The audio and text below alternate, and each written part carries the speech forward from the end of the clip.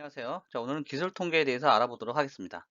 자, 기술 통계는 반드시 나오죠. 안 나올 수가 없어요. 왜냐하면 우리가 데이터를 탐색하고 분석하는 데 있어서 가장 중요한 단원이라고 볼 수가 있겠습니다. 그리고 기본적인 분야고요. 그리고 수학적 공식이 가장 많이 나오는 쪽이기도 하고 통계와도 많은 관련이 이루어져 있는 부분이라 하죠. 자, 그럼 기술 통계 같은 걸 보시면 표본 추출과 확률, 분포, 기대값, 그리고 분산, 그리고 중심 극한 정리를 알아보면 되겠습니다. 자, 기술 통계라고 하는 건요, 우리가 이제 descriptive statistics라고 하는데, 자, 요거는 우리가 이제 그 판다스를 통해서 파이썬에서 이제 프로그램을 해보시는 분들은 저 기술 통계가 낯설지는 않을 거예요. 왜냐면 describe라는 함수를 이용하면 자, 기술 통계 값을 구할 수가 있는데요. 주로 기술 통계를 통해서 나오는 값들은 뭐 데이터의 어떤 특징 그리고 퍼짐의 정도를 이제 확인하기 위해서 평균과 뭐 4분위수 그리고 최대, 최소 그리고 카운트 이렇게 데이터들이 이제 주로 나왔었죠. 자, 그러면 기술 통계라고 하는 거는 분석에 필요한 데이터를 요약하는 거예요. 그 묘사하고 설명하는 통계 기법인데, 그럼 분석에 필요한 데이터를 요약. 자, 어떻게 요약을 하냐? 제가 아까 말씀드린 것처럼 뭐 최소값과 그리고 최대값, 그리고 미디안, 중위수, 그리고 1Q, 2Q, 3Q, 그리고 카운트. 이러한 값들을 취득하는 것이 바로 기술 통계죠. 자, 그래서 기술 통계는 또 종류가 여러 가지가 있겠죠. 그 중심화 경향이라는 거와 분산, 그리고 자료의 분포 형태에 따라서. 자, 중심화 경향이라고 하는 것은 자, 센트럴 텐던시잖아요. 그래서 관찰이나 수집된 데이터의 물리적인 어떤 상대적 위치에 대한 정리입니다. 자, 그리고 분산 같은 경우에는 흩어진 정도죠. 자, 분산. 그래서 데이터가 여기 이제 어떤 추론하는 요 선이 있으면 뭐 이런 데이터가 이렇게 주변에 몰려 있으면 이런 차이들 자 이런 게 이제 분산이죠. 자, 자료의 분포 형태 그 대칭인지 그래서 자료가 완벽하게 정규 분포 형태를 취하고 있는지 아니면 우측으로 이렇게 취하고 있는지 아니면 데이터가 오른쪽으로 이렇게 살짝 꺾여 있는지 자 이런 형태를 보시는 것이 바로 뭐라고요? 네. 중심화 자료의 분포 형태를 통해서 파악할 수 있는 내용들이죠. 그래서 왼쪽으로 치우쳐져 있는지 오른쪽으로 치우쳐져 있는지 자 이렇게 보게 되겠습니다. 자 그럼 데이터를 이제 요약을 해보면 분석 대상이 되는 데이터의 단순 정리가 아니고요. 데이터의 분포가 가지는 특성을 찾아내서 본격적인 분석 이전에 자 분석 이전에 어떤 특징을 수치적으로 그 정량화하는 기술을 데이터 요약이라고 하는데 주로 기초 통계량을 가지고 결과를 도출합니다. 자, 그럼 기초 통계량이라고 하는 것은 자, 표본 추출이 있을 수 있고요. 자, 표본 추출에는 모집단이 있고 표본이 있고 표본을 추출합니다. 자, 모집단은 당연히 대상이 되는 거기 때문에 연구나 실험의 결과가 일반화된 어떤 큰 집단이나 정보를 얻고자 하는 관심 대상의 전체 집합을 말하는 거죠. 자, 표본이라고 하는 것은 여러 자료를 포함하는 모집단 속에서 일부를 끄집어내는 것을 표본이라고 하고 말 그대로 그냥 샘플이라고 하는데 좀 말을 어렵게 적어 놓은 그런 경향이 있죠. 자, 그래서 쉽게 생각하면 그냥 샘플링 그 여러 개의 데이터 중에 몇 개 추출하는 거죠. 자, 그런 게 이제 바로 표본 추출이라는데 그런 행위를 얘기하는 거죠. 자, 표본을 추출하는 행위를 표본 추출이라고 하고 그 자체를 표본이라고 하고요. 자, 전수조사 같은 경우에는 모든 걸 다 조사하는 게 이제 인구조사 같은 전수조사죠. 예를 들어서 뭐 지금 인구조사 같은 경우는 전수조사를 해야 되죠. 자, 그런데 전수조사를 하면 어떻게 돼요? 시간이 많이 소요되겠죠. 그래서 꼭 인구조사 등이지만 사실은 또 인구조사가 반드시 전수조사만 되진 않습니다. 인구가 정말 엄청나게 많은 나라는 어떻게 전수조사를 할 수가 있을까요? 뭐 조사를 2024년에 시작하면 한 1년 정도 걸릴 수도 있고 아니면 빠르게 될 수도 있지만 그 사이에 또 인구가 또 늘어났다 줄어들었다 할 수 있기 때문에 인구 조사 등이라고 하지만 반드시 그렇지는 않습니다. 자, 그래서 현실적으로 불가능해요. 불가능합니다. 그리고 요즘에 전수조사하는 경우 이제 거의 없죠. 전수조사 같은 경우는 어떻게 됐어요? 정말 어떤 생명을 다루는 굉장히 중요한 일이 발생했을 때만 전수조사가 일어나는 거고, 지금 다 표본조사가 이루어지는 거죠. 자, 그래서 과거에는 표본조사를 이루었을 때 통계적인 방법으로 추출하기 때문에 뭐 수치상, 수학적 또는 통계학적으로는 어떤 중요한 의미를 지닐 수 있지만 실제하고는 잘 맞지 않는 그런 괴리가 있었고, 자, AI가 발전하고 분석 기법이 다양하면서 통계적인 분석 기법보다는 AI를 이용한 우리가 이제 분석 기법을 적용하고 인공지능 머신러닝을 통해서 그 뭐죠? 레그레이션이나 클래시피케이션 같이 분류와 예측을 통해서 이런 이런 그 갭을 이제 많이 보완을 했죠. 근데 여기서 얘기하는 거는 전통적인 방법의 그런 표본 조사를 얘기하는 거예요. 자, 그래서 이 표본 조사는 어떻게 되겠어요? 요즘 잘 안 나오는 추세가 됐죠. 왜냐면 약간 시대에 뒤떨어진 그런 내용들이기 때문에. 자, 그런데 개념적으로 한번 보시면 전수조사에서 비용이 절감한다. 자, 그래서 읽어 보시면 아, 이게 표본 조사구나라고 아실 수가 있을 겁니다. 자, 표본 추출 오차 같은 경우는 표본에서 선택한 대상의 특성을 과잉 대표하거나 최소 발생할 때 결국 오차죠, 오차. 자, 우리가 알고 있는 오차입니다. 그래서 표본에 대한 오차예요. 그래서 과잉, 너무 많거나 아니면 너무 적거나, 그죠? 그래서 표본 추출할 때는 표본의 크기가 중요한 게 아니라, 자, 그래서 데이터가 뭐 예를 들어서 뭐 100개의 데이터가 있는데 이 중에서 뭐 표본을 40개를 추출했다. 자, 그러면 100건의 데이터 중에 40개면 상당히 많은 거죠. 근데 개수가 중요한 게 아니라 뭐죠? 대표성을 가지는 표본. 자, 그래서 이 40개 중에서 뭐 중요한 특성이 예를 들어서 하나, 둘, 세 가지가 있는데 그래서 얘가 이제 제일 중요하고 그래서 A, B, C라고 하면 그럼 이런 게 이제 골고루 여기에 이제 들어있거나 아니면 대표하는 어떤 특성이 있으면 그걸 해야 되는데 전혀 어, 아무 그 영향력이 적은 그런 데이터를 표본으로 삼았다고 하면 문제가 되겠죠. 그래서 이거는 당연한 얘기죠. 자, 그리고 표본 추출을 하는 이제 방법 중에서 확률 표본 추출 기법이 있고요. 자, 그래서 모집단에 속하는 모든 추출 단위에 대해서 사전에 일정한 추출 확률이 주어지는 표본 추출법. 그래서 사전에 알 수 있다라는 것과 그리고 통계적 정확도를 확률적으로 나타낼 수 있다는 거. 그래서 종류에는 단순 무작위 추출이 있다는 거죠. 그 심플하게 랜덤. 그러니까 말 그대로 이거 말이 이제 단순 무작위인데 영어로 보시면 심플 랜덤 샘플링이에요. 그러니까 샘플링, 데이터에서 일정 부분을 샘플링해서 가져오는데 그거를 그냥 간단하게 랜덤하게, 그죠? 그래서 어떻게 보면 무작위 추출이죠. 그리고 독립적 선택으로 편향성을 제거해서 난수를 이용하는 것이 기본이라는 거죠. 자, 당연히 편향성, 바이어스를 제거한다는 거죠.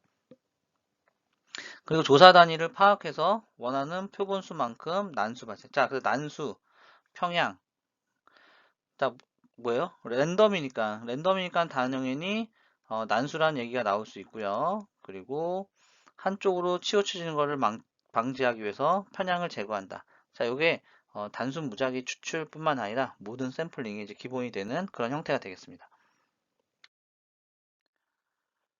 자, 그리고 개통 추출이 있는데요. 자, 개통 추출이라고 하는 것은 어떤 우리가 모집단에서 추출 간격을 설정을 해가지고 간격 사이에서 무작위로 추출하는 거. 그래서 이제 개통 추출이라는 거는 간격. 그래서 밑에 그림이 나와 있죠. 그래서 이런 어떤 예를 들어서 뭐 하나 둘 하나 둘 하나 둘 그죠? 투 스텝만큼 이동을 하면서 데이터를 추출하는 거죠. 그래서 이런 것을 개통 추출이라고 한다. 그럼 층화 수출. 자, 층화 수출은 뭘까요? 모집단을 겹치지 않게 여러 층으로 나누어서 분할된 층별로 배정한다는 거죠. 자, 그래서 층화 추출의 특징을 보시면 단순 임의 추출법에 비해서 추정의 정도를 높일 수가 있다는 거죠. 그리고 전체 모집단에 대한 추정뿐만 아니라 각 층별, 당연히 층을 짰으니까 층별로 쌓아서 데이터를 추출하는 거기 때문에, 자, 오차가 적게 돼서 추정의 정도를 높일 수가 있다.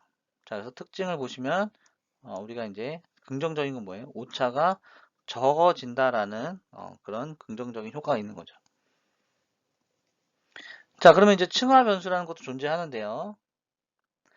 자, 층화는 이제 층을 나눴기 때문에 이 층화 변수는 그 층이 어떤 층에 있는지 구분하기 위해 사용하는 변수. 그죠? 자, 그래서 질적 층화 변수, 양적 변수 값에 따라서 층을, 그래서 어떤 층은 값이 큰 애들, 작은 애들, 자, 이거 질적, 양적은 층의 간격점 나누는 방법이라고 하는 거죠. 자, 그래서 질적, 왠지 변수 값이 나오면 양적인 것 같은데 그렇지 않고 질적이라는 거고요. 자, 양적은 뭐예요? 경계점을 나눈다. 그래서 이것도 시험 문제 가끔씩 나오죠. 여러분을 이제 헷갈리게 하려고 나오는 이런 형태. 그래서 왠지 양적인데 변수 값일 것 같지만은 질적이다. 값. 자, 그래서 층하 변수가 양적 변수인 경우 층의 최적 경계점을 나타낼 때는 뭐 n-1개. 자, 그리고 표본을 이제 배분할 때는 각 층 내 추출 단위들의 수 많으면 크게 늘리고 변동의 종류 그리고 추출 단위를 조사하는 데 드는 비용. 자, 이런 걸 통해서 이제 배분을 하게 되는 거고요. 자, 표본을 배분할 때는 비례 배분법이 있고 그리고 네이만 배분법, 최적 배분법이라는 게 있습니다. 그래서 표본을 배분할 때, 자, 특징 같은 거 보면 비례 배분법. 비례는 뭐예요? 그러니까 비례해서 분포의 크기를 가지고 배분하는 거죠. 자, 네이마는 뭐냐면 각 층의 크기와 층별 변동의 정도. 그 표본 배정 방법이에요. 자, 최적은 뭐예요?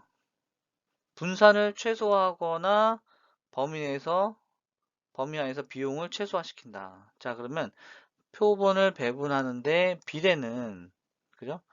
그냥 단순히 수에 의해서 적정히 비례를 하는 거고, 자, 네이마는 어떻게 돼요? 층별, 그죠? 층별,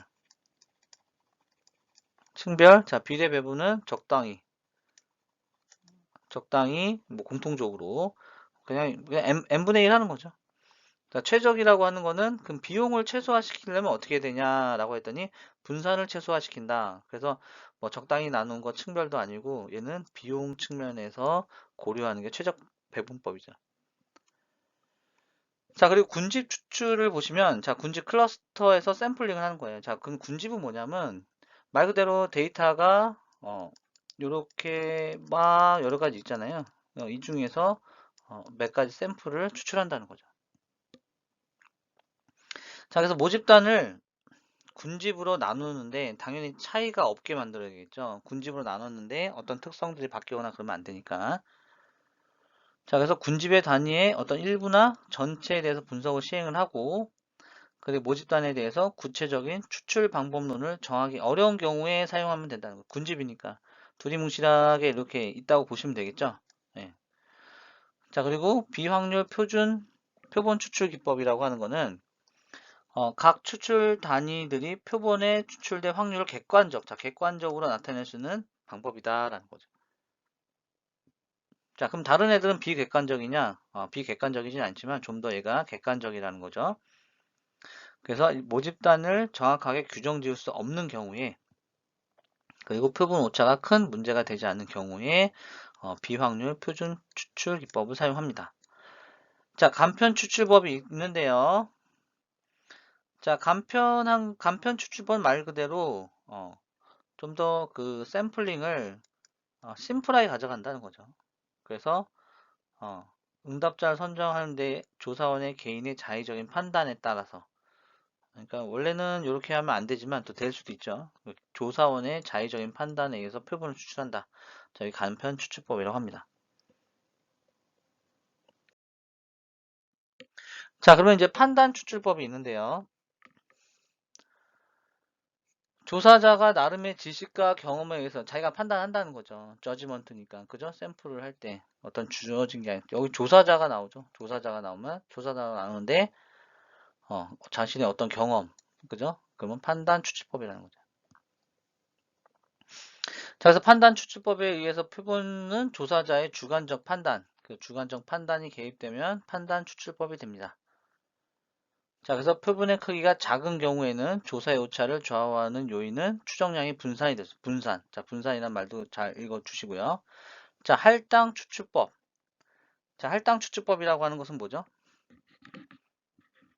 어떤 조사의 목적과 밀접하게 관련이 있는 조사 대상자의 연령이나 성별과 같은 변수를 얘기하는 거죠. 그 변수, 같은 변수 값에 따라서 모집단을 부분 집단으로 구분하고 모집단의 부분 집단별 구성 비율과 부분 집단별 표본의 구성 비율이 유사하도록.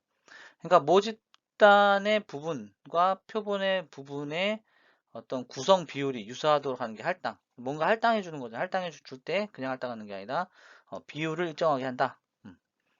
자, 그리고 비용이 적게 들고요. 그리고 손쉽다라는 장점을 가지고 있고. 자, 그래서 보시면 대학에서 학생 서비스 만족도를 조사한다고 한 때 기존의 자료에 의거하여 각 학과별, 학년별, 성별 구성 비율을 알아본 다음에 그 비율에 따라 자, 비율. 자, 비율이 나오면 어떻게 돼요? 할당 추측법이 된다는 거죠. 자, 눈덩이 추출법이라고 했는데 스노우볼이죠. 자, 스노우볼은 뭐예요? 우리가 이제 눈덩이를 굴리면 굴릴수록 막 커지잖아요. 그죠? 네.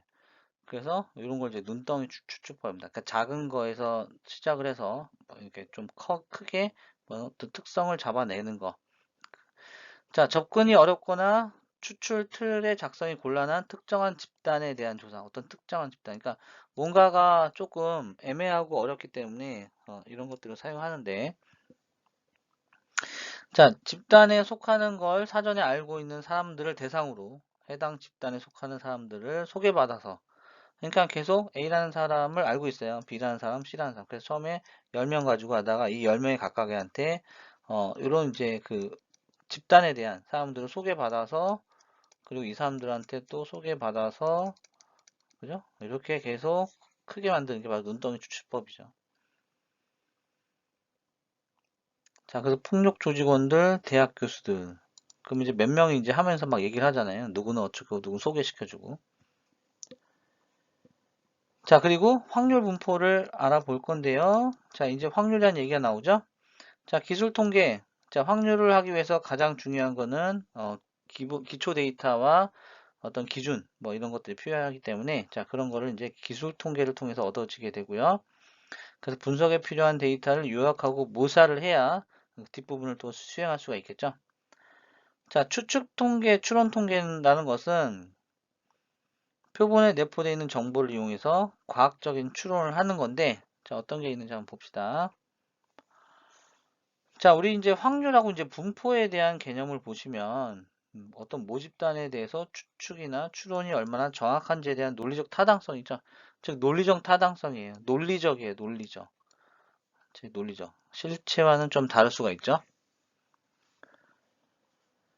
자, 우리가 확률에 대한 개념을 한번 알아보도록 하겠습니다. 자, 확률은 어떤 통계적 현상에 대해서 얘기를 하는 거고, 그래서 그에 따라서 확률적으로 실험을 하는 겁니다. 자, 통계적 현상이라는 건 뭐예요? 불확정 현상을 반복해서 이제 관찰을 하거나 집단 안에서 대량으로 관찰해서 고유의 법칙, 그죠? 자, 잘 이해가 안 되시면 평균을 생각해 보시면은 쉽게 알 수 있죠. 자, 평균이라는 게 뭐예요? 불확성하니까, 불확정 현상이죠. 뭐, 이 값들이 어떤지를 잘 몰라요. A라는 집단과 B라는 집단이 갖고 있는 값들이 뭐 어떤 특성들을 잘 모르면 자 평균을 구해봐서 A라는 애가 B보다 평균이 크면 뭔가 이제 A 쪽의 데이터가 좀 더 크거나 뭐 그런 거를 뜻할 거라고 우리가 추측을 하거나 판단을 할 수가 있잖아요. 그게 바로 이제 통계적 현상, 그래서 확률 실험. 음. 자, 확률 실험은 같은 조건 안에서 반복할 수 있다는 거죠. 그러니까 확률을 실험하는 거니까. 또 조건이 바뀌면은 반복할 필요가 없죠. 그러니까 같은 조건, 당연한 겁니다. 이거 컴퓨터 프로그램에서 할 때는 어떻게 돼요? 보통 랜덤에 시드를 고정시키죠. 자, 그래서 보시면, 자, 우리가 이제 좀 더 알기 팁을 통해서 이제 확률에 대한 개념이 약하신 분들은 요 내용을 한번 보시면 좋을 것 같아요. 자, 그래서 경우의 수라는 게 뭐예요? 말 그대로 경우의 수. 우리가 말은 잘 아는데 표현하기가 좀 어렵죠. 그래서 확률 시험 1회, 그 여러 가지 첫 번째 뭔가 사건이 일어났을 때 그 종류. 그래서 이제 여기서 합의 법칙이 있고요. 고배 법칙, 순열, 조합이라는 게 있습니다. 통계에서. 자, 합의 법칙은 두 사건 A와 B가 일어나는 경우의 수. 자, A 또는 B. 그러니까 A나 또는 B가 일어나는 경우의 수죠. 그래서 NA가 K이고 NB가 J이면, 자, 그래서 합의 법칙은 뭐예요? A와 B 둘 중에 하나니까. 그래서 A 합집합 B는 A가 일어날 그 수와 확률의 수와 B라는 사건이 일어날 수, 여기에다가 두 개가 이제 동시에 일어날 그런. 그러니까 여기서 합의 법칙은 뭐냐면 두 사건 A 또는 B, 여기서 A 또는 B. 근데 이 수식을 보시면 어떻게 돼요? A 또는 B인데 어, 동시에 일어날 경우를 배제하는 거니까 거의 독립적인 사건이 일어날 경우를 말하는 거죠. 그래서 A와 B의 교집합이 공집합이면, 그죠? 당연히 이 부분이 0이죠. 아무것도 없으니까. 그러면 A와 B 합집합은 이렇게 되는 거죠. 자, 고배 법칙은 두 사건이 이제 동시에 일어나는 수를 이제 고려할 때죠. 자, 그래서 뭐 사건 A에 대한 개수와 B에 대한 개수, 이걸 K와 J라고 하면 A, B가 동시에 일어날 경우의 수는 A와 B를 곱한다는 거죠. 자, 순열은 뭐예요? 중복 없이 순서를 고려해서 선택하는 거죠. 중복 없이 순서를 고려해서. 자, 그래서 NPR이라고 하고요. 순열. 그래서 N-R의 팩토리, N의 팩토리죠. 그죠? 그래서 서로 다른 N개의 원소. 그래서 서로 다른 N개의 원소에서 R개를 중복 없이 순서를 고려해 선택하는 거 순열이라고 하는 거죠. 순열. 그래서 N 팩토리아는, 여기서 N은 팩토리아라고 했을 때 N-R. 그러니까 N 팩토리아를 나누는 거예요. N-R의 팩토리알로. 그죠? 중복 없이. 자, 조합은 뭐예요? 서로 다른 n개의 원소에서 r개를 중복 없이 순서를 고려하지 않고 선택하는 경우의 수죠. 자, 얘는 순열은 순서가 중요하고 얘는 순서를 고려하지 않는다라는 거죠. 그래서 수식은 모양은 이제 거의 똑같이 되는 거죠. 똑같이 되는데 순서를 고려하지 않기 때문에 이런 표현을 썼습니다. 자, 우리가 확률이라는 거는 또 뭐죠? 확률은, 자, 우리 현실세계에서 확률이라는 말 많이 쓰죠. 자, 확률이라는 게 뭐예요? 현상의 어떤 정도를 나타내는 확실함의 정도죠. 자, 수학적 확률은 자, 이렇게 되는 거죠. 자, 표본 공간 S에서 각 사건이 일어날 가능성을 동등하다고 했을 때, 이제 주사위 같은 경우에는 뭐예요? 보통 6분의 2라고 하는 게, 그죠? 각 사건이 일어날 확률. 그래서 S는 전체. 그럼 주사위 면이 굴곡 없이 정확하게 딱 크기가 정해져 있다고 하면 찌그러짐이 없이요. 그러면 전체 사건의 개수는 주사위가 하나, 둘, 셋, 6개 중에 뭐 1이 나올 확률은 1, 그리고 2가 나올 확률은 2. 저게 가장 기본적인 확률의 개념이죠. 자, 그래서 통계적인 확률을 보시면 일반적인 어떤 자연현상이나 사회현상에서 일어날 가능성이 동일한 경우가 많지 않잖아요. 그래서 수학적 확률을 구할 수가 없는 경우가 대부분이겠죠. 그죠? 근데 이러한 경우에는 어떻게 돼요? 사건이 일어날 확률을 상대 도수에 의해서 추정하는 거. 그게 바로 통계적 확률입니다. 자, 대표적인 게 뭐냐면,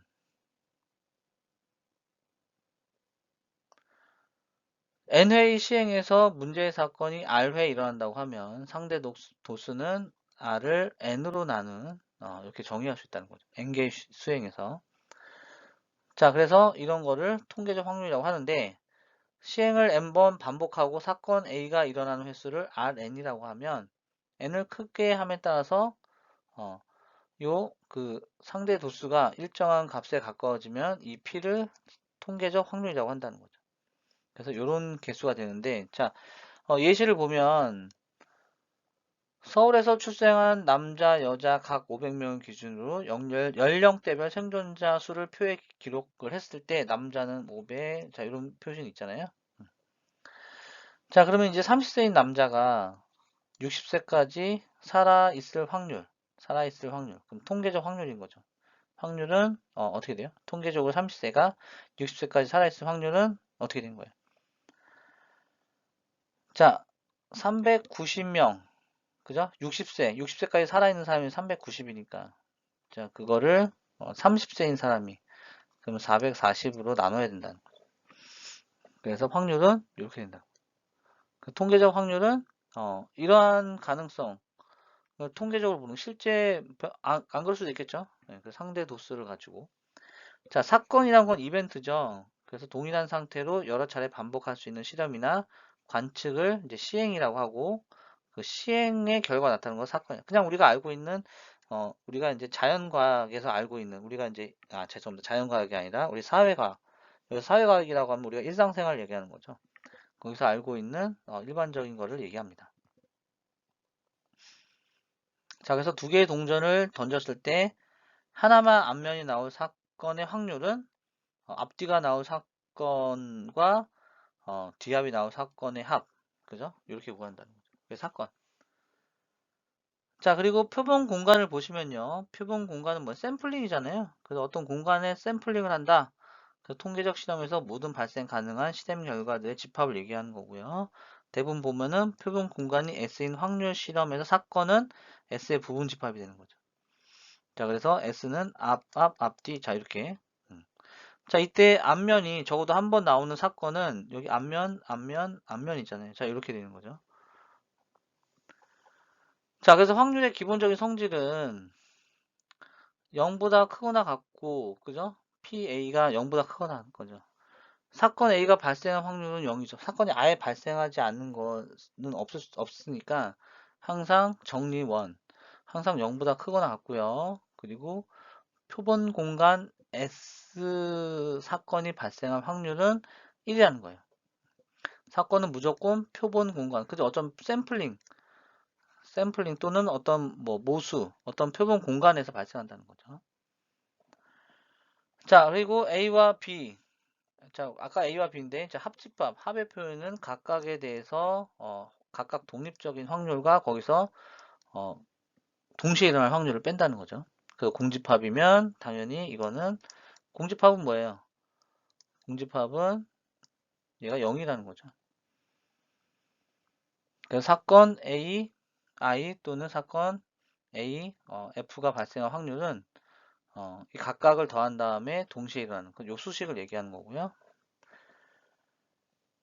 자, 여사건 ASE P의 여사건은 A가 발생하지. 자, 뭐가 발생한다는 건 발생하지 않는다는 확률이니까 이건 당연한 거죠. 이거 왜 당연한 거냐면 자, 뭐가 발생할 확률이 30%, 그럼 발생하지 않을 확률은 70%잖아요. 그죠? 그렇기 때문에 당연히 이런 수식은 금방 알 수가 있겠죠. 자, 그리고 존재하지 않는 사건이 일어날 확률은 0이라는 거죠. 0. 없다라는 거죠. 자, 만약에 그거 A가 만약 AI가 AF의 뭐 부분 집합이면 그죠? AF가 발생할 확률은 AI가 발생할 확률보다 작거나 같다는 거죠. 그죠? 부분 집합이니까 얘가 얘의 부분 집합이니까 당연히 어떻게 돼요? 얘가 더 많고 얘가 작잖아요. 그럼 확률적으로 따져보면 당연한 말이 되겠죠? 자, 조건부 확률은 사건 B가 일어났다는 조건 하에서 다른 사건 A가 일어날 확률을 말합니다. 자, 그럼 다시 한번 수식으로 볼까요? B가 일어날 조건 하에서 다른 사건 확률이 일어날. 자, 그래서 이렇게 됩니다. 사건 B가 일어났다는 조건 하에서. 그죠? 그러니까 사건 B가 이 사건 B가 일어났다는 조건 하에서 A가 일어날 확률은 두 개가 동시에 일어날 확률을 단독 B가 일어날 확률로 이렇게 나눠주는 형태를 얘기하는 거죠. 자, 그래서 사건 B가 일어날 확률은 이런 모양이 된다는 거죠. 그래서 비슷하게 이렇게도 표현할 수 있다라고 알고 계시면 되겠습니다.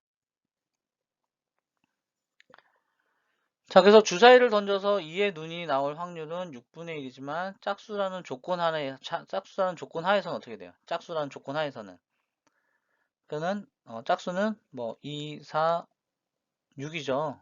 그죠? 그럼 2가 나오려고 하면 당연히 전체가 3이니까 3분의 1인 거잖아요. 그죠? 그래서 짝수라는 조건 하에 2의 눈이 나올 확률, 앞에 수식에 의해서 짝수일 확률, 짝수이면서 2가 나올 확률. 그죠?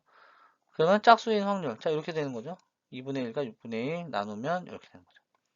자, 결합 확률은 사건 A와 B가 동시에 발생하는 확률을 곱셈 법칙이라고 하는데, 자, 이건 A와 B가 동시에 일어날 확률은, 자, 이렇게 되는 거죠. B일 때 A가 일어날 확률에서 곱하기 B가 발생할 확률이라는 거죠. 자, 그러면 A, B는, 자, 이렇게 되는 거죠. A, B는, 아까 수식에서 어떻게, A 교집합 B의 B죠. P의 B. 자, 그래서 A, B가 서로 독립이면 둘 사이의 조건부 확률은 P의 A, B는 P의 A가 됩니다. 그래서 이런 결과를 도출할 수 있다는 거죠. 자, 총 확률 정리도 보시면 임의의 사건 B의 확률을 K개의 조건부 확률을 이용해서 구하는 거라고 했잖아요. 그래서 표본 공간이 상호 베타적인 사건 분류될 때 자, 각각의 사건에 대해서 모든 시그마, 그래서 합을 구하는 거죠.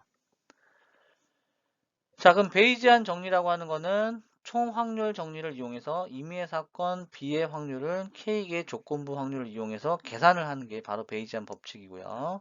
자, 수식은 이런 형태로 됩니다. 자, 그래서 아래에 있는 문제를 보시고 한번 계산. 그래서 이제 확률 문제는 이런 계산 문제가 나올 수 있어요. 그래서 이런 계산 문제는 우리가 이론적으로 한번 본다고 해서 잘 알 수 있는 게 아니라 문제를 많이 풀어보는 수밖에 없습니다. 그 문제를 많이 풀어봐서 이런 문제는 어떤 확률식이 적용된다라는 걸 우리가 이제 그 트레이닝을 통해서 익혀야 되는 거죠. 이제 가장 좋은 방법은 그런 방법이 되겠어요. 또 여러분도 그렇게 꾸준히 계속 트레이닝하고 문제를 많이 풀어봐서 어떤 문제에는 어떤 수식을 적용해야 되는지를 파악하시는 게 훨씬 더 빠를 것 같습니다. 자, 그리고 확률 변수의 종류에는 이산 확률 변수가 있고요. 연속 확률. 연속은 뭐예요? 뭔가 사건이 연속적으로 이루어지는 거고. 자, 이산 확률은 뭐예요? 이산, 0과 1. 자, 이건 이산 확률이죠. 자, 그래서 확률 분포라고 하는 거는 수치로 대응되는 확률의 개별 값들이 가지는 분포죠. 그래서 두 개의 주사위를 던져 나오는 수들의 합은 자, 이렇게 되는 거죠. 자, 그리고 이산 확률 분포 같은 경우에는 확률 변수가 취할 수 있는 값의 수가 유한하다는 거고요. 연속은 무한하다는 거죠. 무한과 유한. 잘 보시면 되겠습니다. 자, 그 확률 분포 함수라는 건 뭐예요? 이거를 확률 값을 할당해주는 함수를 얘기하는 거죠. 그래서 이산 확률 분포 함수, 연속 확률 분포 함수. 확률 변수가 이산적이다, 확률 변수 연속적이다. 자, 기대값. 기대값은 말 그대로 뭐예요? 기대하는 거죠? 특정 값을 가질 확률을 계산하는 거죠. 그래서 기대값은 이런 수식을 보시면 아시겠죠. 그래서 주사위를 가지고 보시면 한 번 던졌을 때 각 눈의 값이 나올 확률은 6분의 1이에요. 그때 기대값은 그 확률을 곱한 값의 합. 그죠? 확률을 곱한 값. 자, 그래서 1 곱하기 6분의 1, 2, 3, 4, 5, 6. 자, 요런 값들을 바로 기대값이라고 하는 거죠. 자, 연속 확률 변수의 기대값은 자, 인티그럴 무한대부터 무한대까지 해서 fx의 dx. 자, 그리고 fx는 확률 밀도 함수라는 거죠. 자, 그래서 구간 0.2에서 연속인 확률 변수 x의 밀도 함수가 1이라고 하면 기대값은 이렇게 구하는 거죠. 자, 그러면 x의 dx, 자, x fx죠. 그죠? fx. 자, fx는 2분의 1 x 제곱이라고 하고, 자, 근데 fx가 1이라고 하면 이 공식은 자, 이렇게 되는 거죠. fx가 1이라고 하면 그러면 x의 dx가 되는 거죠. 자, 그리고 x의 dx는 자, 2분의 1 x 제곱이 되니까 자, 그래서 기대값의 성질은 선형성을 가지고 있고 덧셈 법칙과 곱셈 법칙을 가지고 있고요. 자, 그리고 분산이 있습니다. 자, 그래서 기대값의 선형성은 자, 이렇게 a, b가 상수일 때 2의 ax 플러스 b가 되고요. 자, 그리고 덧셈 법칙은 각각을 이렇게 덧셈을 하는 거고 곱셈 법칙은 자, 성립하지 않는다라는 거에 중요한 포인트를 주시면 되겠습니다. 하지만 확률 변수가 독립이면은, 자, 그래서 독립이면은 되지만 독립이 아니면 안 된다. 자, 요 차이를 한번 잘 보시고요. 자, 분산은 퍼짐 정도죠. 자, 그래서 fx가 확률 질량 함수일 때, 자, 이런 수식을 보이고요. 그리고 오른쪽에 있는 수식도 한 번씩 눈으로 보시면 그 확률에 대해서 좀 어렵긴 하지만, 자, 이런 수식의 특징을 좀 더 보시고, 그리고 문제를 통해서 좀 더 적용하는 연습을 해보시면 여러분은 확률 문제에 대해서 많은 그런 정답을 가져갈 수 있을 거라고 판단이 됩니다. 자, 고생하셨습니다.